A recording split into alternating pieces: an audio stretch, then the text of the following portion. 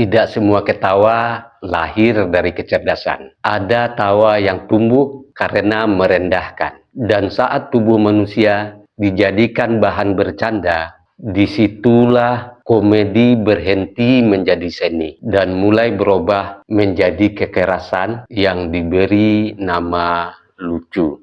Sebentar lagi saya bahas. Bismillahirrahmanirrahim.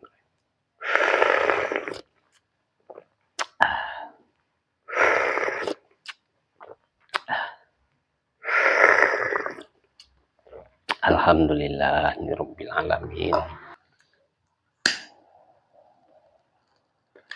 Bercanda adalah cara manusia mentertawakan hidup. Namun, tidak setiap tawa lahir dari kebijaksanaan. Di ruang publik, terutama atas nama komedi, seringkali kita lupa. Ada batas yang tidak boleh dilangkahi. Kritik boleh keras, satir boleh tajam. Namun ketika candaan menyasar tubuh manusia, fisik yang tak pernah ia pilih sejak lahir, disitulah komedi kehilangan martabatnya. Ini bukan satir, ini juga bukanlah kecerdasan. Ini adalah bentuk kemalasan berpikir yang dibungkus dengan tawa. Mentertawakan tubuh orang lain berarti mengaku kalah dalam adu gagasan, lalu memilih menjatuhkan martabat manusia sebagai jalan pintas untuk mendapat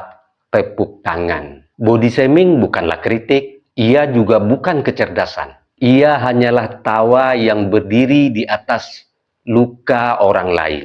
Tubuh gemuk, kurus, pendek, tinggi atau berbeda, mata belok, bukan bahan lelucon. Ia adalah bagian dari takdir, dan takdir tidak pantas ditertawakan. Kita boleh tidak sepakat, kita boleh saling mengkritik, tapi jangan pernah menjadikan fisik manusia sebagai panggung hiburan.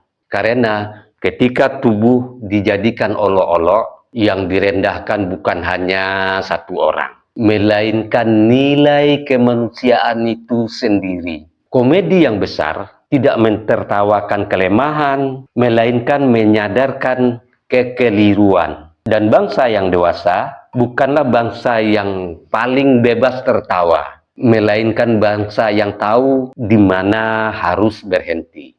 Jika lidah tajam tanpa adab, tawa berubah menjadi sebab azab. Jika canda melukai insan, hilanglah nilai, runtuhlah peradaban.